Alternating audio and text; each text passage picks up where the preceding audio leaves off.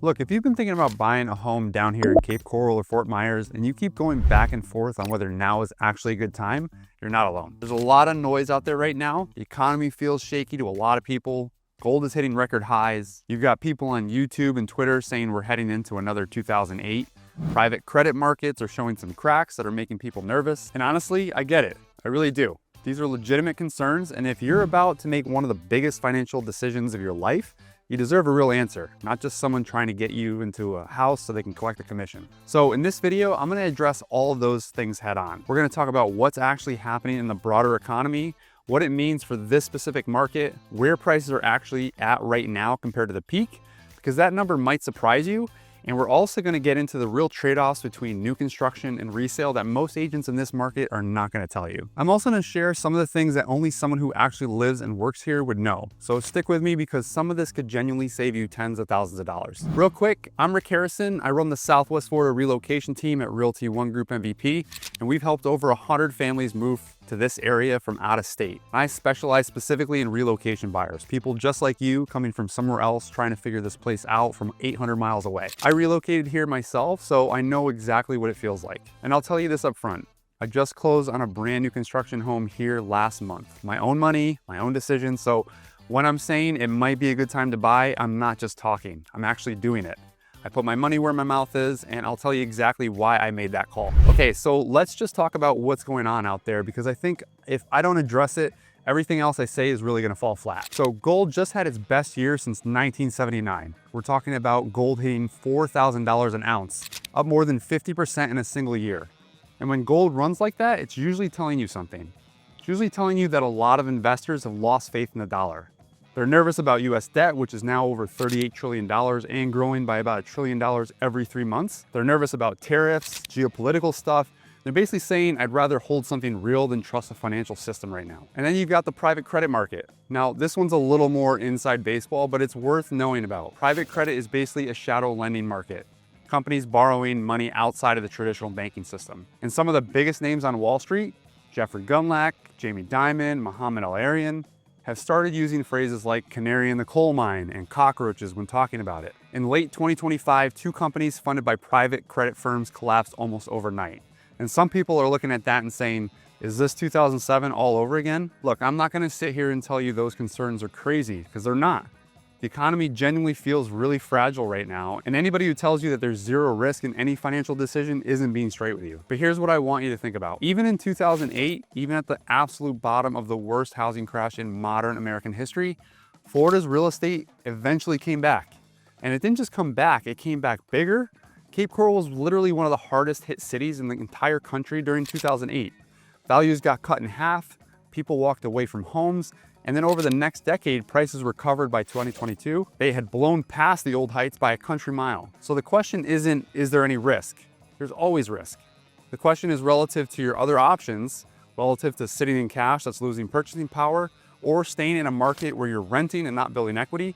Does buying in Southwest Florida right now make sense? And I think for a lot of people watching this video, the answer is yes, but not everyone. And here's the other thing to consider. If the economy does get worse, if rates drop, if the Fed has to cut to stimulate things, that's usually a tailwind for real estate buyers. Lower rates mean lower mortgage payments, which means more buying power and more demand for homes. So the very scenario that's scaring people right now could actually be what unlocks this market finally. Here's something worth understanding about Florida specifically, because it isn't just an economy thing, it's a Florida thing too. Florida has always been a boom and bust market. That's not a bug, it's just kind of how it works here. You go back through history and you see it every time.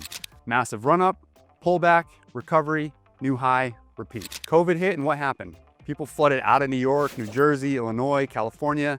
They came here chasing lower taxes, warmer weather, and remote work. And between 2020 and the peak in July of 2022, a lot of these Cape Coral and Fort Myers neighborhoods went up 80, 90, even 100% in 2 years. Was that sustainable? Obviously not, and the market has been correcting ever since. We're now sitting at prices that are down 20% or more in most areas from that July 2022 peak. Some pockets even more than that. And the people who come in and buy during those correction windows, not at the absolute bottom because nobody catches that, but during the window, those are typically the people who look back 5 or 10 years later and feel really, really good about the decision they made. So let me give you the actual data because I want you to understand what kind of market you'd be walking into right now. Homes in the Cape Coral Fort Myers area are sitting on the market for a median of about 119 days. That's a 54% longer than the national average. So let that sink in. Sellers are waiting, they're anxious, and nearly 37% of active listings have already had at least one price cut. That's almost 4 out of every 10 homes for sale. There are over 7,900 active single-family homes on the market in the Cape Coral area alone. That's about 4.6 months of inventory supply, which is dramatically higher than the national average of under 3 months. You have options right now. Real options. That is the opposite of what we saw in 2021 and early 2022, where you had buyers waiving inspections, paying 20% over asking, and still losing to cash offers. Now here's the thing though, that inventory isn't growing forever. The most recent weekly data actually shows more homes going under contract than new ones coming on. So the market is slowly tightening. The window you have right now is genuine, but it's not gonna be open indefinitely. All right, I have to talk about insurance. I know, bear with me, because this is the thing that catches most out-of-state buyers completely off guard. I don't want to just gloss over it. So down here, you've got 2 insurance costs that stack on top of each other. You have homeowners insurance, which covers wind, fire, all the standard stuff, and then flood insurance, which is typically separate. Homeowners insurance in Lee County right now averages around $3,600 a year. And that's just the baseline. Then you add flood insurance on top of that, and depending on your flood zone, your elevation certificate, and the age of the home, we're talking anywhere from $1,200 on the low end for a lower risk zone, all the way to $5,000 or $7,000 a year if you're in a high flood risk zone with an older structure. So when you add it all together, your combined insurance costs, homeowners plus flood, could realistically be anywhere from $4,000 to $8,000 a year. That's an extra $400 to $700 a month on top of your mortgage. You need to know that before you fall in love with a house. So here's a golden nugget on this. Always ask for the elevation certificate on any property you're considering. Always get an insurance quote before you go under contract, not after. It's your right as a buyer, and any good agent will help you do that. So don't let anyone talk you out of it. And also worth knowing, Citizens Insurance, which is Florida's state-backed insurer, now requires flood coverage for any home they insure valued at $400,000 or more. By 2027, that requirement extends to all Citizen policies regardless of value. So this stuff is only getting more important, not less. Okay, this is the part I really want to dig into because I think there's more confusion around this topic than almost anything else. And I'll give you some full disclosure here. I just bought new construction, so I've literally just walked through this decision with my own money, and I can tell you what it actually looks like from the inside. So new construction, here's what's appealing about it. Brand new home, never lived in, builder warranty, modern building codes, and this is actually a big deal, lower insurance costs. Homes built to current 2025 codes can save you $300 to $500 a month on flood insurance alone compared to older homes. Over time, that adds up. But here's what you don't see advertised anywhere. And this is where I want to be really specific because there's a big difference between the 2 types of new construction builders out here, and mixing them up is a costly mistake. Your production builders, your Lennars, your DR Hortons are pretty much what you see is what you get. There's very little customization. You pick a floor plan, you get the base package, and you come in after closing and add your own light fixtures, your own touches. The price is the price, and that simplicity can actually be appealing. But then you've got your semi-custom and custom builders, your Taylor Morrisons, your Toll Brothers, your Pulte's. And this is where people get caught off guard. These builders are gonna sit you down in a design center and walk you through every single option. And I mean every single option. Cabinet color, that's an upgrade. Countertop, upgrade. Extended lanai, upgrade. Tile throughout instead of carpet, upgrade. And here's the thing. When you walk through one of their model homes, you are not looking at what you're buying at base price. You're actually looking at something that's between $150,000 to $400,000 worth of upgrades on top of the base price. The model is the dream version. The base is not that. And there's something else that doesn't get mentioned until you're already emotionally invested. The lot premium. Most of these communities have lot premiums that are not included in the base price you see advertised. Water view, premium. Corner lot, premium. Cul-de-sac, premium. These can easily run $30,000 to $80,000 on top of the base price before you've added a single upgrade. In my experience, buyers going into one of these semi-custom communities spend $50,000 to $60,000 on upgrades at an absolute minimum, usually more.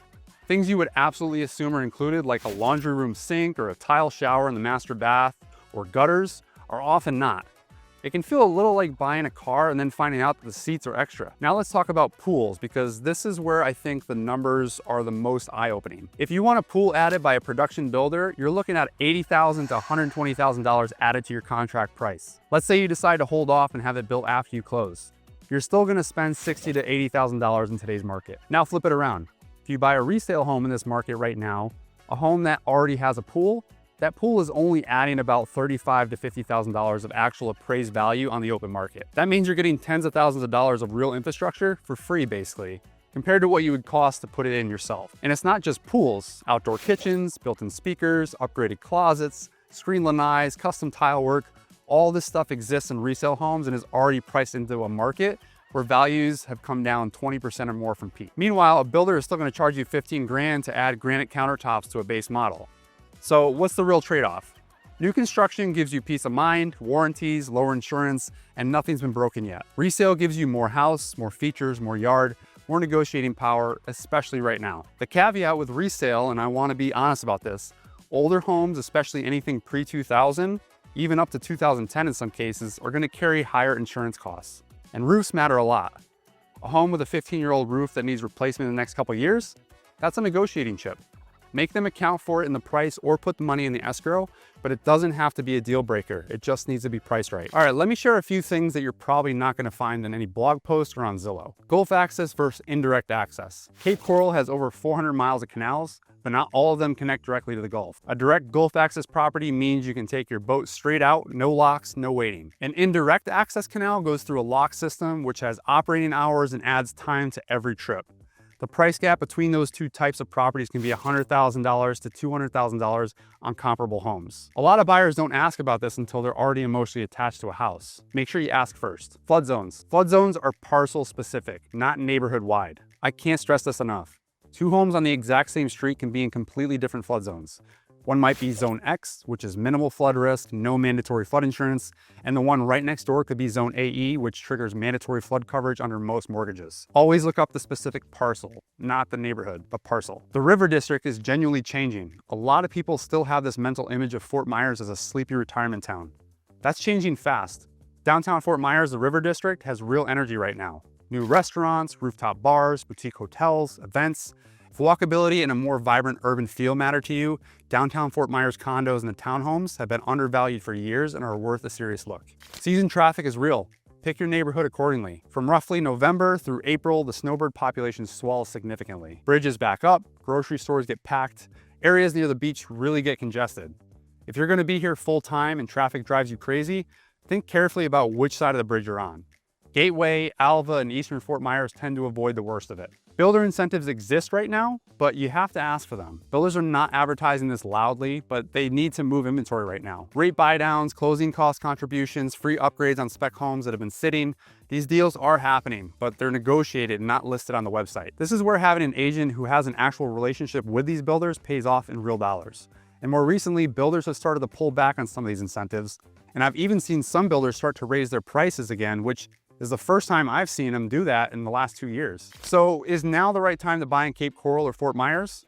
Here's where I land on it. And like I just said, I just put my own money into a new construction home here, so I clearly have an opinion. I think right now is one of the better windows we've had to buy here in a few years. Prices are down 20% or more from peak.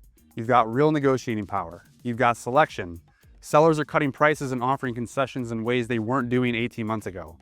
And if rates do come down, which is a real possibility, the people who locked in their homes now at today's lower prices are going to be sitting in a really good position. That doesn't mean you buy blindly. Not every house is a deal. There are still overpriced listings out there with sellers who haven't really accepted the reality yet. And you need to understand what you're buying: the flood zone, the insurance, the roof age, the canal access. But for someone who's been sitting on the sideline waiting for things to feel safe, nothing ever feels perfectly safe. The question is whether the value is there, and I believe right now in this market, it is. If you're seriously thinking about making a move to this area, not just watching YouTube videos, but actually considering it in the next 6 to 12 months, I do free relocation strategy calls. No sales pitch, we just talk through your situation, your budget, what you're looking for, and I give you my honest read on what makes sense. The link to get on my calendar is in the description. I've also got a free relocation guide that breaks down the neighborhoods, the costs, and the whole process of buying here as an out-of-state buyer. You can grab that in the description too, or you can scan the QR code on the screen with your phone camera. And if you haven't subscribed yet, please do. I put out content specifically for people considering this move, and I try to make it actually worth your time. I'm Rick Harrison with the Southwest Florida Relocation Team. Thanks for watching, and I'll see you in the next one.